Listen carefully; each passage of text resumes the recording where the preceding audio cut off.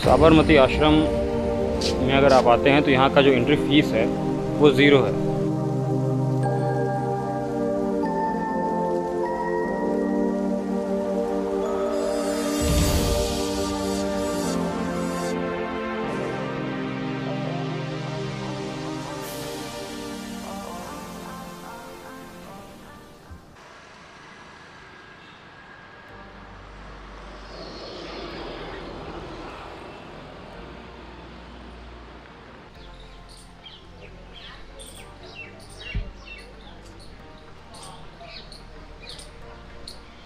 सुप्रभात। मैं पहुंच चुका हूं इस वक्त अहमदाबाद के साबरमती आश्रम में। साबरमती आश्रम में अगर आप आते हैं तो यहाँ का जो एंट्री फ़ीस है वो ज़ीरो है। यहाँ पे आप मुफ्त में घूम सकते हैं। बाकी जगह आप जाएंगे तो वहाँ पे कुछ ना कुछ रुपए लग जाते हैं। अगर यहाँ पे आप अगर आते हैं तो यहाँ पे आपको पैसे नहीं देने पड़ेंगे। मेंटेनेंस है जो सरकार और राज्य सरकार कर ही रही है अच्छे से। यहाँ से हमारे प्यारे महात्मा गांधी जी दांडी मार्च के लिए निकले थे क्योंकि नमक सत्याग्रह शुरू हो गया था। एक्चुअल में हुआ क्या था कि उस वक्त 1930 था सन और अंग्रेज़ों ने कर बढ़ा दिया था। तो ये कर के विरोध में एक आंदोलन था जो कि साबरमती से चल के नवसारी डिस्ट्रिक्ट के दांडी तक जाने वाला था। दांडी एक छोटा सा गांव है नवसारी डिस्ट्रिक्ट में। एक समय में युद्ध हुआ था नवसारी में ही बप्पा रावल की सेना और मोहम्मद बिन कासिम की सेना। इसमें बप्पा रावल विजय हो गए थे और मोहम्मद बिन कासिम की सेना को भागना पड़ा था इस देश को छोड़ के। खैर, ये साबरमती का सुंदर सा आश्रम है। अच्छी बात यह है कि अभी भी इसका इनॉग्रेशन जो है जवाहरलाल नेहरू जी ने किया था काफ़ी वर्षों पहले। और शहर के बीच में ये काफ़ी शान जगह है। इसके जस्ट पीछे साबरमती नदी है या उसे आप साबरमती रिवर फ्रंट भी बोल सकते हैं। तो अगर आप अहमदाबाद आते हैं जो कि already UNESCO world heritage city है तो साबरमती आश्रम जरूर आएँ। नमक सत्याग्रह के समय जेपी नारायण, आपने नाम सुना होगा, उस वक्त काफ़ी यंग थे। जब उन्हें अरेस्ट कर लिया गया था तो जेल कूद के भाग गए थे। तो हमारे कुछ सत्याग्रही जेल कूदने में भी एक्सपर्ट थे।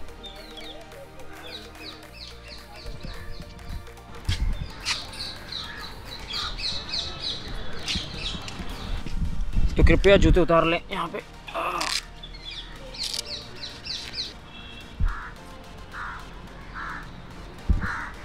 हमारे प्यारे गांधी जी।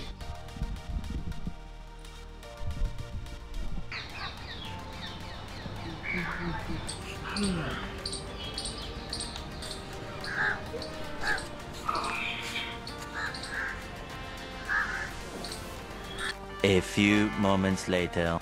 तो अहमदाबाद रेलवे स्टेशन से आप अगर आश्रम आना चाहते हैं वहाँ से तकरीबन ये 5 से 6 किलोमीटर पड़ेंगे। और आश्रम के लिए अगर आपको बस पकड़नी है तो रेलवे स्टेशन के सामने से ही आपको बसें मिल जाएंगी। दूसरी बात ये है कि एड्रेस क्या है, तो एड्रेस आप सीधे बोल दीजिएगा कि आरटीओ जाना है या आश्रम रोड जाना है। तो RTO office, collector office, magistrate office सब पास में ही है। तो डायरेक्ट आप यहाँ पे आ सकते हैं।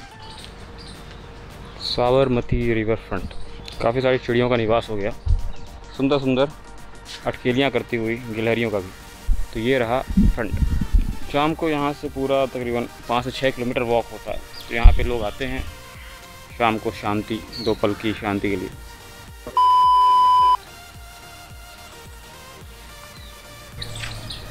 खप्पड़ वाले घर मेरे गांव की याद दिला दी।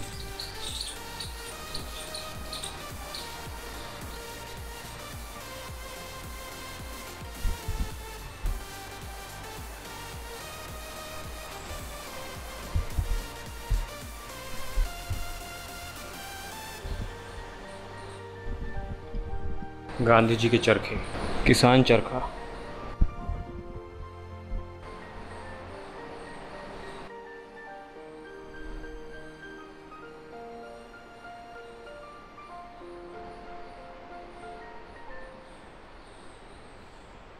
राजस्थानी चरखा, खूबसूरत चित्रकारी।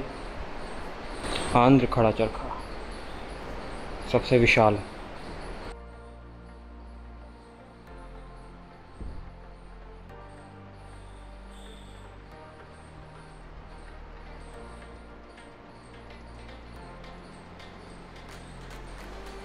नेहरू जी एवं सरदार वल्लभ भाई पटेल जी।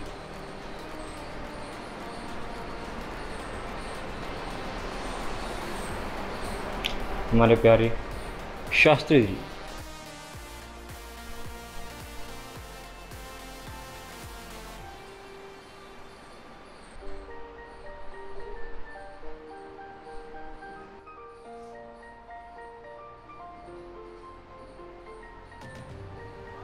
औद्योगिकरण, इंडस्ट्रियलाइजेशन, सबसे बड़ा चरखा।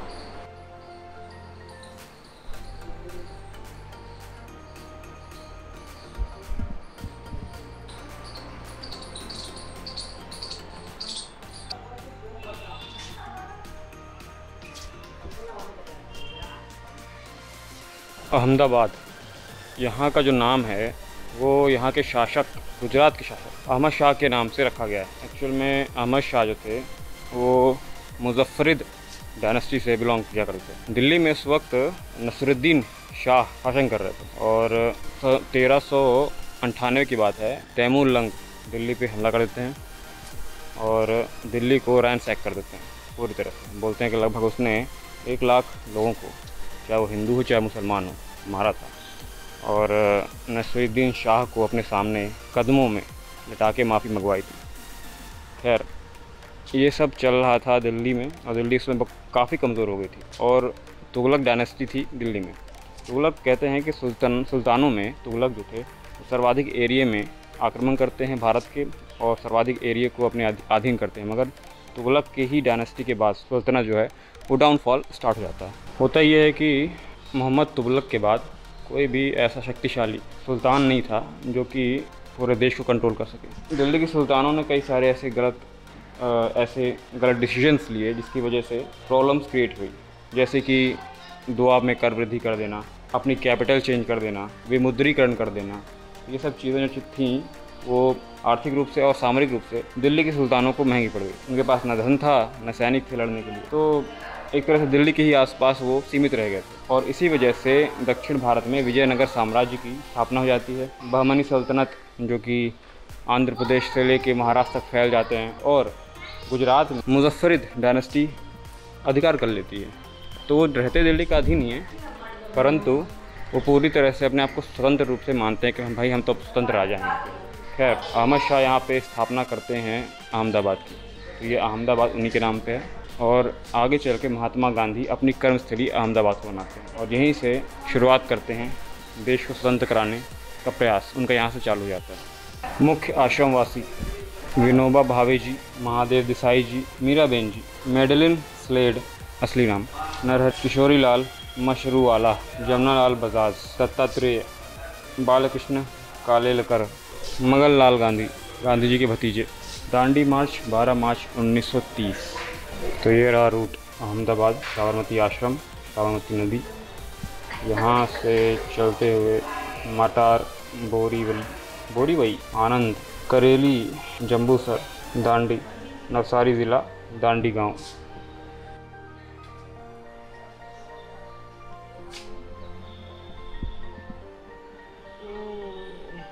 गांधी जी का स्ट्रक्चर थोड़ा सा अजीब सा है। अगर खून बहाना ही है तो वह, अब ये कौन सा अक्षर मुझे खुद नहीं समझ में आ रहा, तो दिख रहा।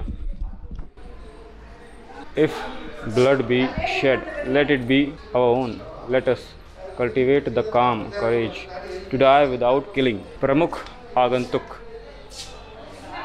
प्रोमिनेंट विजिटर्स, हम भी लोग तो विजिट ही कर रहे हैं। क्वीन एलिज़ाबेथ, यूनाइटेड किंगडम की महारानी जी, उस वक्त इम्प्रेस थी भारत की। अभी उनके पति जी का देहांत हो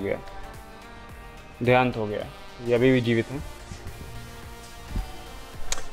हमारे प्रथम प्रधानमंत्री Jawaharlal Nehru ji, Dalai Lama ji, Rajiv Gandhi ji, Mary Robinson, president of Ireland, Shankar Dayal Sharma ji, president of India, Nelson Mandela ji, Hillary Clinton, Mohammad Hamid Ansari हमारे पूर्व vice president, Martin Luther King तृतीय, प्रतिभा पाटिल जी हमारे पूर्व राष्ट्रपति, सुनीता विलियम्स जी, क्या बात है, भारत से बिलोंग किया था उन्होंने, और नासा से एस्ट्रोनॉट शी जिनपिंग, चाइना पूर्व प्रधानमंत्री जी मनमोहन सिंह जी।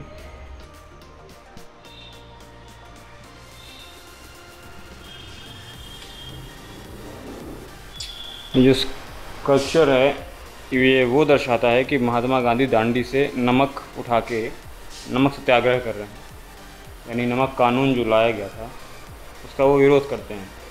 हमारा देश, हमारी भूमि, हमारे रिसोर्सेस और हमारे को भी टैक्स लगा रहे हो आप, और इस टैक्स का पैसा आप विदेश ले जा रहे हो। एक बार देश में लगाते तो बात सोचते भी। Birth place of Mahatma Gandhi 1869। बचपन की कुछ तस्वीरें हैं। अटॉर्नी साहब, ये बीच में पता नहीं क्या लाइन से दिख रही है। अच्छा पीछे है लाइन, आगे 1893 से 1895 के बीच उनके द्वारा किया गया कार्य। ये सब साउथ अफ्रीका की बात है। Indian ambulance stretchers bearer crops during the Zulu rebellion. तो महात्मा गांधी वहाँ पे एम्बुलेंस में वर्क किया करते थे। कहते हैं ब्रिटिश और ज़ुलू के बीच जो वॉर हुआ था, बैटल हुआ था, इसमें ज़ुलू ट्राइब्स जो अफ्रीका की थी वो जीत गई थी और बहुत सारा इलाका अंग्रेज़ों को छोड़ना पड़ा था। उस वक्त महात्मा गांधी एम्बुलेंस में सर्व कर रहे थे, जो घायल हो रहे थे उनको बचाने का कार्य। तो वहाँ पे भी एक तरह से शांति दूत ही थे। द एपिक मार्च 1913। ये पिक्चर गैलरी है यहाँ की। तो यहाँ पर अगर आए तो पिक्चर गैलरी में ज़रूर आएँ। पिक्चर गैलरी में काफ़ी अच्छे से बताया गया है कि उनके जीवन में जो घटनाएं घटी, उनके जन्म से लेके उनकी मृत्यु तक, वो सब यहाँ पे दर्शाया गया है फ़ोटो में। तो काफ़ी समझने में आसानी है। अहमदाबाद के एलिस ब्रिज के नीचे जमा भीड़ को संबोधित करते हुए महात्मा गांधी। और 12 मार्च 1930 में 78 सत्याग्रहियों के साथ दांडी मार्च शुरू करते हैं। पहला पड़ाव असलाली, हमारी प्यारी सरोजनी नायडू जी। बेहतरीन वक्ता थी। पेंटिंग ऑफ मिडनाइट अरेस्ट, आधी रात को गांधी जी को चुपचाप अरेस्ट किया गया, उसकी एक पेंटिंग है।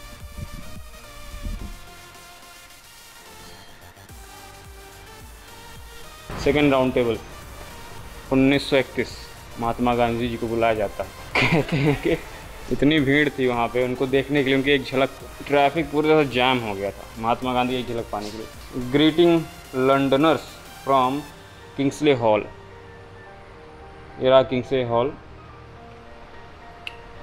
महात्मा गांधी यहाँ रुके थे और वो ब्रिटेन, लंदन का वो घर, वो कमरा छोटी सी, अभी भी वो जो ब्रिटेन के निवासी हैं, ब्रिटेन की सरकार है, उन्हें संभाल के रखे हुए हैं।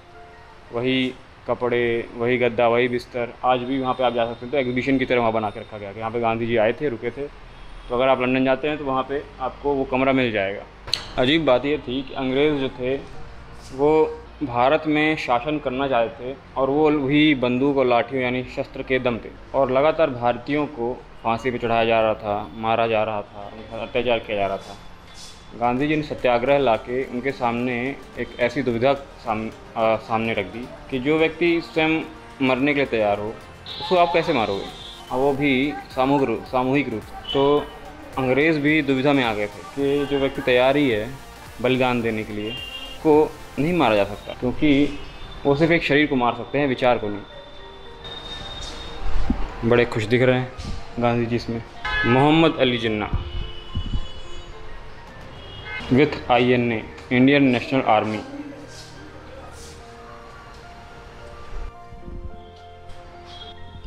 इंडियन नेशनल आर्मी उस वक्त सेकेंड वर्ल्ड वॉर में जापानीज़ से मिल गए थे और भारत के नॉर्थ ईस्टर्न पार्ट को आज़ाद करा के, अंडमान निकोबार को आज़ाद करा के वहाँ पे स्वतंत्र भारत की स्थापना। परंतु द्वितीय विश्व युद्ध में जापान हार जाता है और फिर भारत को आज़ाद कराने का सपना सुभाष चंद्र बोस जी के हाथों से फिसल जाता है। और ये हैं हमारे प्यारे प्रेसिडेंट, जो कि हरिपुरा में प्रेसिडेंट बनते हैं इंडियन नेशनल कांग्रेस के, सुभाष चंद्र बोस जी, हरिपुरा। फ़ोटो गैलरी काफ़ी अच्छी बनाई गई है एक्चुअली। तो आपको, मुझे जो है फ़ोटो गैलरी जो है अच्छी लगी, क्योंकि यहाँ पे काफ़ी कुछ देखने को मिल रहा है। यानी उनके जीवन कि पूरे काल को फ़ोटो के रूप में संजो के रखा गया। महात्मा गांधी की अंतिम विदाई। गांधी जी प्रोबेशंस, गांधी जी की परिवीक्षा। और जब वो अफ्रीका से लौटे थे, स्थायी रूप से बसने आए थे, तो उसके पहले गोखले जी ने उनसे वचन लिया कि 1 वर्ष तक सार्वजनिक प्रश्नों पर वे कुछ नहीं बोलेंगे। आत्मकथा में गांधी जी ने लिखा, अभी 1 वर्ष तक तो मुझे कुछ भी करना ही नहीं था। गोखले ने मुझे प्रतिज्ञा करवाई है कि मुझे 1 वर्ष तक भ्रमण करना है, किसी भी सार्वजनिक प्रश्न पर ना तो अपना विचार बनाना है न प्रकट करना है। मैं इस प्रतिज्ञा का अक्षरशः पालन करूंगा।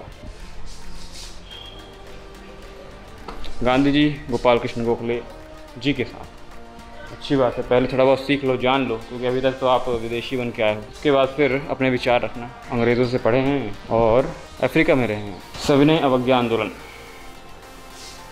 विदेशी कपड़ों की होली जलाने के लिए सख्त कदम गांधी जी ने उठाया। और कहते हैं इस बात से प्रेरित होकर सरदार वल्लभ भाई पटेल जी, जो कि काफ़ी मेहनती पर्सनैलिटी थे, अंग्रेज़ों से पढ़े हुए थे, खैर वो गरीब परिवार से थे, लेकिन जब वो वहाँ से लौटे थे तो एकदम सूट बूट वाले थे।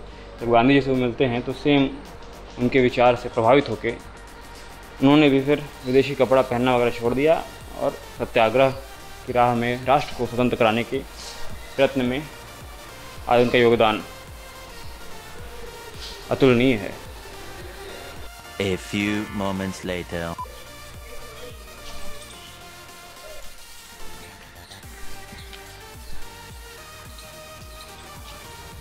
चलो चलते हैं शॉप में, थोड़ा देख लें क्या क्या है, देखते हैं शॉप खुली कि नहीं।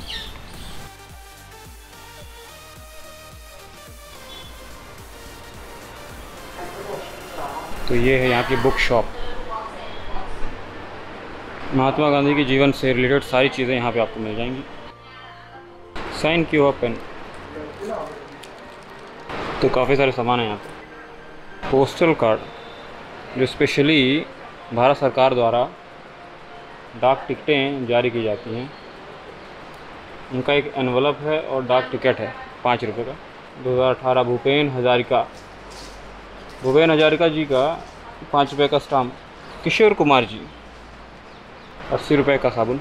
नेचुरल सोप, तो प्रकृति को ज़्यादा नुकसान नहीं करेगा। थोड़े चरखे भी। गांधी जी के 3 बंदर 2000 रुपीज़। काफ़ी भारी है। ये था छोटा सा नज़ारा खादी शॉप का। तो साबरमती आश्रम का टूर हो गया पूरा। मिलते हैं नेक्स्ट विजिट में, तक अपना अपने परिवार का ख्याल रखें। जय हिंद, जय भारत।